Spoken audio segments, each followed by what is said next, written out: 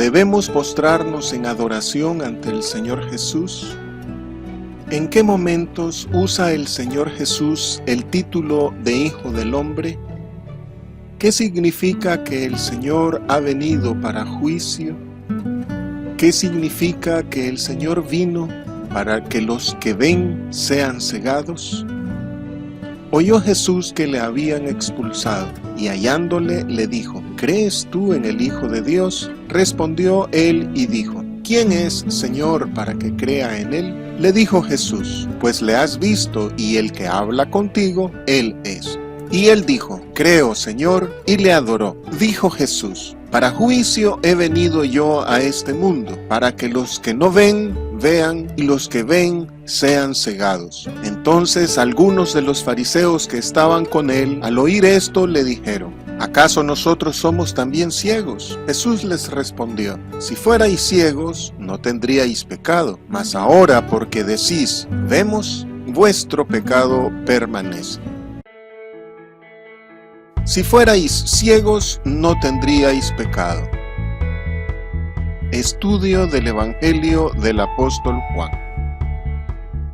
Hallándole. Tras la iniciativa del Señor Jesús en sanar al enfermo de Betesda y al ciego de Siloé, él desaparece, y entonces se da una polémica por el sábado. Y al preguntarles, ninguno de los dos sabe quién es Jesús ni dónde está. Esto remarca que el accionar del Señor Jesús es desinteresado y gratuito, y que solo le interesa hacer el bien. Después de la polémica por el sábado, y otra vez por iniciativa propia, el Señor Jesús busca a los beneficiados para verificar su bienestar. Al encontrar al de Betesda, éste se distanció del Señor, pero el que había sido ciego le reconoció como el dador del bien recibido, amándole a él porque él le amó primero. La discusión por el sábado, entonces, sirvió para establecer la postura de los sujetos a favor o en contra de la luz de Jesús. Y a diferencia de los legalistas jerarcas judíos que expulsaron al que había sido ciego, el Señor Jesús salió en su búsqueda y le halló. Fue expulsado de la sinagoga y excluido del templo, pero es recibido ahora por Cristo Jesús, el sumo sacerdote de los bienes venideros y el nuevo santuario. Igualmente es con nosotros. El Señor nos busca y al encontrarnos debemos decidir si le amamos o le rechazamos. Por eso dice el Señor: el que a mí viene, yo no le echo fuera. Quien le rechaza, al igual que las autoridades judías, quedan en su ceguera espiritual, y quien le recibe, como el que había sido ciego, pasa a ser discípulo de Jesús. ¿Crees en el Hijo del Hombre? Los manuscritos más tardíos y los manuscritos latinos dicen Hijo de Dios, pero dado que más adelante el Señor Jesús hace referencia al día del juicio, el contexto indica que el título correcto aquí es el de Hijo del Hombre.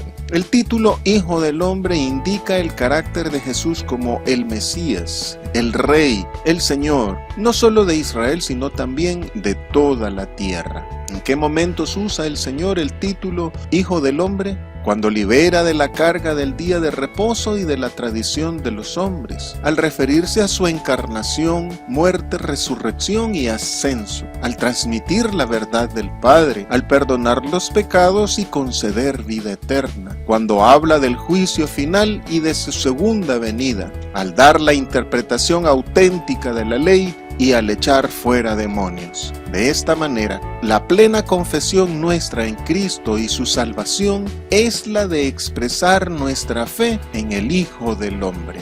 ¿Quién es, Señor, para creer en Él? Habiendo superado la agria incredulidad de los gobernantes judíos y el miedo alienante de sus padres, ahora se encuentra con el Señor Jesús. Solo había escuchado su voz y ahora puede verle. Igual nosotros, un día le veremos tal y como Él es, y diremos como Job: de oídas te había oído, mas ahora mis ojos te ven. Y esto nos coloca, por experiencia personal con Él, en una posición muy por encima de algunos teólogos y predicadores que dicen ver o saber y no ven ni saben nada. Una cosa es conocer a Dios mediante libros o de oídas, y otra es experimentar una relación interpersonal e íntima con Cristo. Una cosa es lo que dicen que la Biblia dice, y otra es lo que ella realmente dice, por lo que es mejor conocer personalmente a Cristo y no quedarnos solo con lo que se dice de Él por libros, artículos o conferencias. Hagamos la pregunta de este hombre: ¿quién es, Señor, para creer en Él? Y busquémosle en su palabra y en oración contrita y humillada, porque Él ciertamente no está lejos de cada uno de nosotros. El ciego de nacimiento salió de la ceguera física y espiritual, mientras que los que decían conocer a Dios y aborrecieron a su Hijo Jesús se sumergieron más en su ceguera espiritual. Ahora el Señor Jesús se presenta ante aquel hombre para hacerlo un vidente completo. De aquí el significado espiritual de sus palabras. Le has visto, es el que habla contigo. Le dice, le has visto, porque ya le había visto en fe y ahora le ve tal como Él es, aunque por el momento lo veía en sentido material, según la carne. Por tanto, la verdadera finalidad del milagro era que el antes ciego viera a Jesús como el Hijo del Hombre y creyera en Él, y le adoró. El original griego dice proskuneo, que significa postrarse en señal de adoración. Hay unos pocos manuscritos que omiten esta frase, y hay otros en los que no existen los versículos 38 y 39 completos. Sin embargo, hay una grandísima cantidad de otros manuscritos que sí los incluyen, demostrando la autenticidad de este texto. Quienes niegan u omiten este hecho despiertan suspicacias. Por ejemplo, hay versiones de la Biblia que por intereses creados contra la doctrina de la Trinidad eliminan esta expresión. Recordemos que si alguno quitare de las palabras del libro de esta profecía, Dios quitará su parte del libro de la vida y de la santa ciudad. Hay otras versiones de la Biblia que no la omiten, pero la traducen como hizo reverencia o se postró, para evitar que diga que el Señor Jesús recibió adoración. Para colmo, esta misma palabra la traducen en estas versiones como adoración en los lugares donde el texto se refiere al diablo, al dragón, a la bestia, a demonios o ángeles, a ídolos o a Dios. Así, estas pocas personas demuestran inconsistencia en su labor traductora y sus prejuicios teológicos. La multitud de comentaristas y de exégetas que reconocen que aquí dice que este hombre rindió adoración al Señor Jesús, indica que es correcto leerlo y entenderlo así. Por tanto, el que había sido ciego se postró sobre su rostro ante Jesús, como Abraham ante Dios, y como el discípulo Tomás ante Cristo resucitado, a quien además le dijo, Señor mío y Dios mío. El que había sido ciego ahora le dice Señor en sentido pleno, no como cuando preguntó ¿quién es Señor?, sino confesándole ahora como su Señor, y dijo, creo, Señor, y le adoró. De esta manera, reconoce que en Jesús está el verdadero lugar de la presencia de Dios. Por tanto, le debemos al Señor Jesucristo una adoración en espíritu y en verdad, porque en Él habita corporalmente toda la plenitud de la deidad. El apóstol Mateo dice que después que el Señor Jesús calmó la tempestad, sus discípulos le adoraron. Y el apóstol Juan dice que el Señor Jesucristo es el verdadero Dios y la vida eterna. He venido. Esta frase implica la preexistencia de Cristo. Cuando Él nació, Él venía de otro lugar con una misión. A lo suyo vino, porque fue enviado por Dios el Padre, y esto señala la relevancia de su persona. Y ha venido para salvar lo que se había perdido, lo cual dice lo importante que es la humanidad en los planes de Dios. A pesar de su relación de igualdad con Dios, Él no vino aquí a ser rey, porque Él ya es la cabeza del ángulo, sino que vino a dar testimonio de la verdad. Él vino para dar su vida en rescate por muchos y llamar al arrepentimiento, dando cumplimiento a la ley y los profetas. Para juicio he venido. En el original griego dice literalmente que vino para abrir proceso. Este proceso judicial contra el mundo inició con su predicación y terminó con su pasión y muerte, porque es un juicio para salvación. El juicio del Hijo del Hombre se da en cada predicación. Por eso dice, el que no cree ya ha sido condenado, y su ceguera espiritual se vuelve incurable. El Señor Jesús no ha venido a condenar, sino a salvar. Por eso murió Él, para que nosotros viviéramos. Él sufrió el castigo para que nosotros fuésemos liberados. Será en el día postrero, sentado en su trono blanco, que el Señor juzgará a los vivos, es decir, los creyentes, y a los muertos, es decir, los incrédulos, según sus obras. Pero la sentencia de condena es una opción que cada cual toma aquí en vida, en la que todo aquel que en él crea no se pierde, sino que tiene vida eterna. En el año 70 después de Cristo, el Señor juzgó a Israel por su hostilidad contra el Señor Jesús y destruyó su orden político y religioso juntamente con el templo y la nación. Y al final de los tiempos, el juicio del Señor será contra todo el sistema de vida de las gentes sin Cristo en todo el planeta Tierra, empezando por la Iglesia. Las autoridades judías en aquel tribunal donde interrogaban al ciego sanado creían estar juzgando a Jesús en ausencia, pero en realidad era el Señor quien les juzgaba, dejándolos en su ceguera de incredulidad. El legalismo los convirtió en pseudo-religiosos que se basaban en las obras de la ley y no en la fe. Asimismo, muchos en la iglesia actual se basan en las obras de su doctrina y no en la fe de Cristo. El Señor ha abierto los ojos con verdadero discernimiento a los que se dejan ser enseñados por el Espíritu Santo, pero los legalistas quedan como ciegos fanáticos. Hay quienes ven equivocadamente en esta frase de Jesús una resignada ironía, como si el Señor dijese: he venido para salvar y resulta que he traído juicio. Lo ven como lamentándose porque lo rechazan. Al igual que aquellas autoridades judías, estos menosprecian la vida y obra del Señor Jesús sobre la tierra. Ignoran la justicia de Dios, procurando establecer la suya propia para no sujetarse a la justicia de Dios. Y terminan hablando del fracaso de Jesús ante un judaísmo fervoroso e intelectual tan fuerte que no lo pudo doblegar y que incluso le crucificó. Pensar así va contra la presciencia de Jesús y contra su magnanimidad.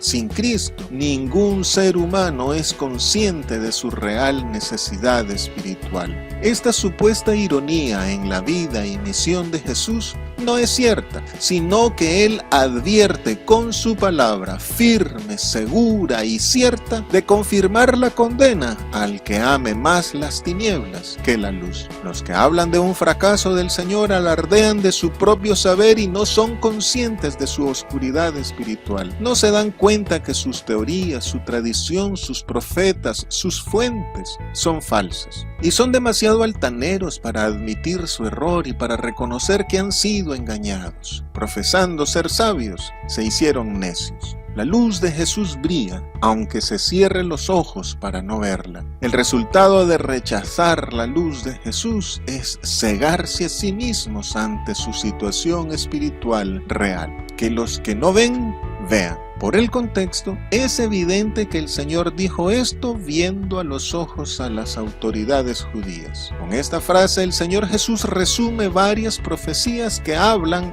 de cegar a los que ven y de hacer ver a los ciegos. Quienes interpretan esta frase literalmente se confunden y se preguntan cómo pueden ser ciegos si ven con sus ojos físicos. Resulta que el que dice ver es aquel que está saciado de sí mismo en cuanto a conocimientos, capacidades y destrezas, y cree no necesitar de nada ni nadie, incluyendo al Señor Jesús. En contraposición están los que no ven, es decir, los que saben de su ignorancia, incompetencia y torpeza, aun cuando posean igual capacidad que los que creen ver. Los que no ven son los pobres de espíritu, los que al final resultan ser bienaventurados porque saben que necesitan del Señor.